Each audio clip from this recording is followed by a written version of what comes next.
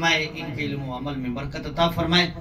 تو حضرات گرامی، آپ سماعت کر رہے تھے، میں اسی سے اپنی گفتگو کا آغاز کروں گا کہ بزرگوں کا یہ طریقہ تھا کہ وہ رات کو تہجد کے وقت اٹھتے بھی تھے، لوگوں کو اٹھاتے بھی تھے۔ سبحان اللہ، میں بھی گل سناواں گا، سبحان اللہ کو ذرا۔ سبحان اللہ۔ علامہ صاحب نے اپنی گلاں کیتیاں ہیں تو انہاں تانوں کچھ بھی نہیں آکھیا، لیکن میں بھی کرنی ہے تو میں تواڈے کول بھی سبحان اللہ کہلوانی ہے۔ سبحان اللہ، کیوں تیک صاحب سبحان اللہ تے کہنی ہے جی؟ سبحان آپ اللہ۔ پھر ایک پنڈ تے جو ہے۔ تو حضرات گرامی، بزرگوں کا یہ طریقہ ہے، اور ہم نے اکثر بزرگوں کو دیکھا ہے کہ رات کی عبادت ہے، اور یہ رات کی عبادت جو ہے یہ بڑی مزے کی عبادت ہے۔ سبحان اللہ، رات کی عبادت ہے، بڑی مزے کی عبادت ہے، اور رات میں اللہ تبارک و تعالیٰ نے ایک ایسی لذت اور ایسی چاشنی رکھی ہے عبادت میں کہ جو دن کی عبادت میں نہیں ہے۔ عبادت دن کی بھی ہے، لیکن دن میں دن ہوتا ہے، روشنی ہوتی، لوگ دیکھتے ہیں، اور رات کی عبادت میں مزہ اور چاشنی اس لیے کہ وہ رات ہوتی ہے، اندھیرا ہوتا ہے، بندہ کوئی نہیں ہوتا، رب ہوتا ہے، اس کا بندہ ہوتا ہے۔ سبحان اللہ، یعنی رب ہوتا ہے اور اس کا بندہ ہوتا ہے، اور خفیہ اور ریاکاری سے پاک وہ عبادت ہوتی ہے، اس لیے رات کی عبادت میں زیادہ چاشنی ہے۔ آپ اس کی مثال دیکھیں نا، شب برات وہ دن ہے یا رات؟ شب برات بھی رات کو، لیلۃ القدر وہ بھی رات کو، اور شب معراج یہ جو گزری ہے پیچھے رات وہ بھی رات کو، اور تہجد کی عبادت جو ساری نمازوں سے افضل عبادت ہے وہ بھی رات کو، سبحان اللہ، وہ بھی رات کی عبادت ہے۔ تو رات کی عبادت میں کوئی ایسا مزہ اور ایسی چاشنی اور ایسی خاص بات اللہ تعالیٰ نے رکھی ہے کہ ہر افضل عبادت جو ہے وہ رب نے رات کو رکھی ہے، اور دن اتنے افضل نہیں ہے جتنی رات افضل ہے۔ تو رات کی عبادت میں یہ چاشنی ہے۔ یہاں مشکات شریف کی میں دو حدیثیں عرض کرنا چاہوں گا۔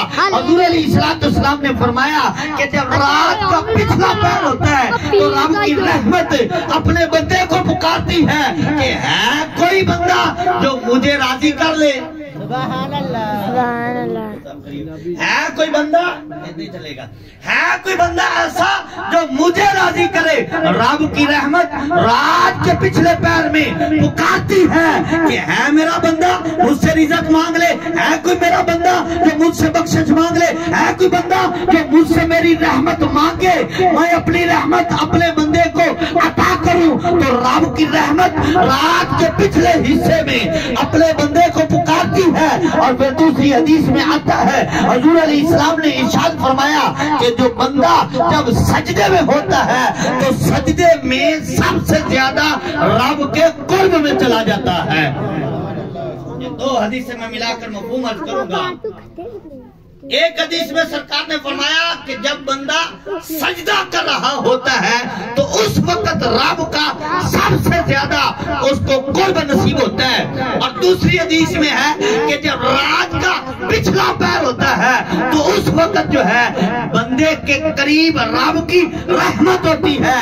اچھا اب اس کو ملا کر دیکھیں، رات کا پچھلا پیر ہو، رات کا پچھلا پیر ہو، رب کی رحمت بندے کے قریب ہو، اور وہی بندہ اٹھ کر سجدے میں ہو، بندہ رب کے قریب ہو گیا، رب کی رحمت اس کے قریب ہو گئی۔ سبحان اللہ، بندہ رب کے قریب ہو گیا اور اس کی رحمت بندے کے قریب ہو گئی۔ تو اس لیے بخاری شریف کی حدیث میں آتا ہے، حضور نے فرمایا جب بندہ رب کی عبادت کرتا ہے، نوافل کرتے کرتے رب کے اتنا قریب ہو جاتا ہے کہ پھر رب فرماتا ہے میں اس کے ہاتھ بن جاتا ہوں، میں اس کی آنکھیں بن جاتا ہوں، میں اس کی جو زبان بن جاتا ہوں۔ اور ایک حدیث میں تو یہ بھی ہے، سرکار نے فرمایا میں اس کا دل بن جاتا ہوں جس سے وہ سوچا کرتا ہے۔ یہ کب بنتا ہے؟ جب بندے کو رب کا قرب ملتا ہے، اور قرب کب ملتا ہے؟ جب بندہ سجدے میں ہوتا ہے اور رات کے پچھلے پیر میں سجدے میں چلا جاتا ہے۔ تو بزرگوں کا یہ شیوا رہا، اور جن بزرگوں کے سال ثواب کے لیے ہم اکٹھے ہوئے ہیں ان کا تو یہ طریقہ رہا ہے کہ تہجد میں خود بھی اٹھتے تھے، لوگوں کو بھی اٹھاتے تھے۔ تو یہ قرب بندے کو مل جاتا ہے۔ تقریباً میں نے پڑھی، اس کے حوالے سے چند باتیں میں نے عرض کرنی ہے۔ اللہ تعالیٰ نے ارشاد فرمایا منہا خلقناکم، فرمایا کہ بندے کو ہم نے مٹی سے پیدا کیا، वफीहा नुईदुकुम, और फिर फरमाया कि हमने बंदे को फरमाया वमिनहा खलकनाकुम वफीहा नुईदुकुम, फरमाया हमने बंदे को मट्टी से पैदा किया, वफीहा नुईदुकुम, फरमाया फिर बंदे को मट्टी में ही लौटाना है।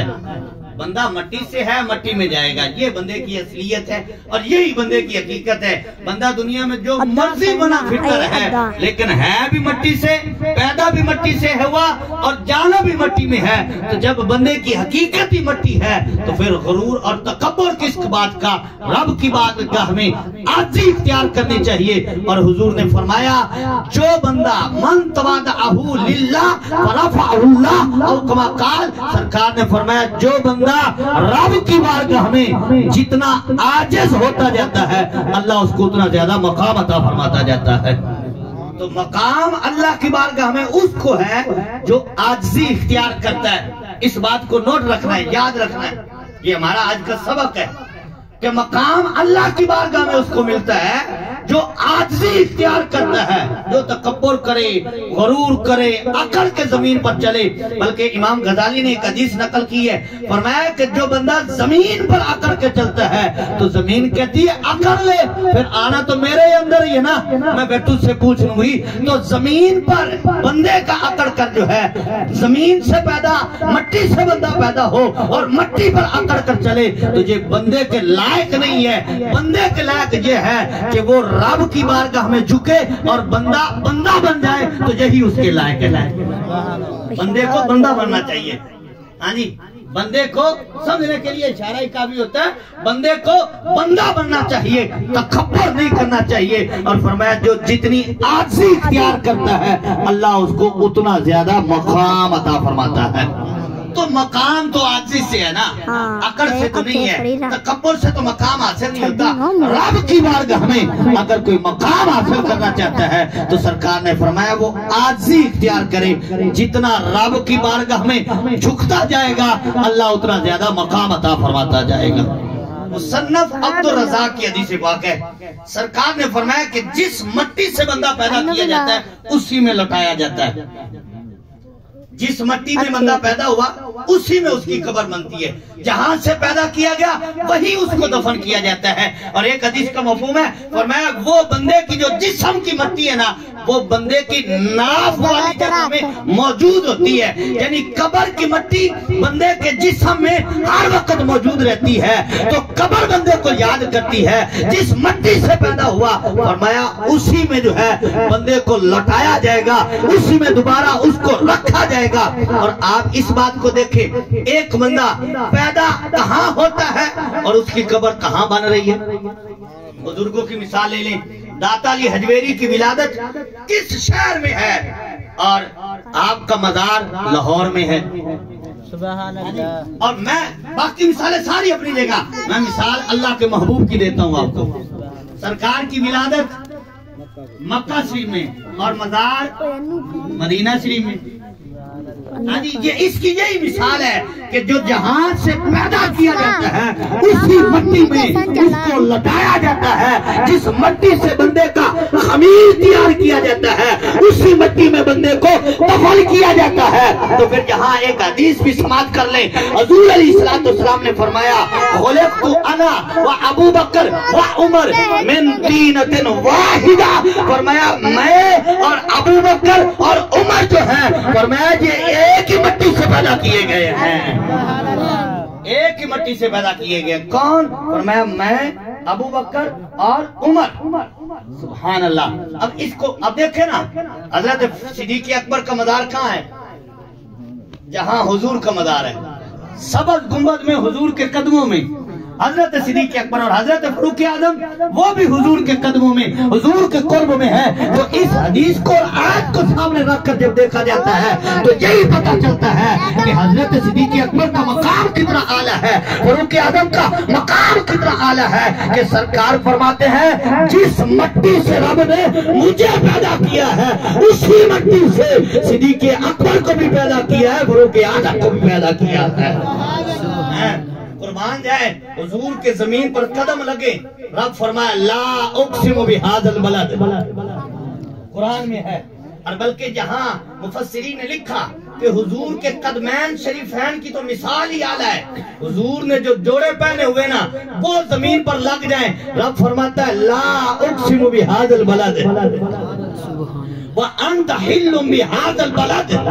اگر زمین پر سرکار کے قدم لگے, غور کرنا اس بات پہ, اگر حضور کے قدم زمین پر لگے تو رب اس زمین کی اس حصے کی قسم فرمائے. ہم نے سوال کیا مولا عالم تصور میں, مولا یہ جو قسم ہے لا اقسم بہذا البلد یہ مکے کی وجہ سے ہے, وہاں تیرا گھر ہے کعبہ ہے اس وجہ سے ہے؟ فرمایا نہیں. مولا وہاں حجر اسود ہے؟ فرمایا نہیں. مولا وہاں مقام ابراہیم ہے؟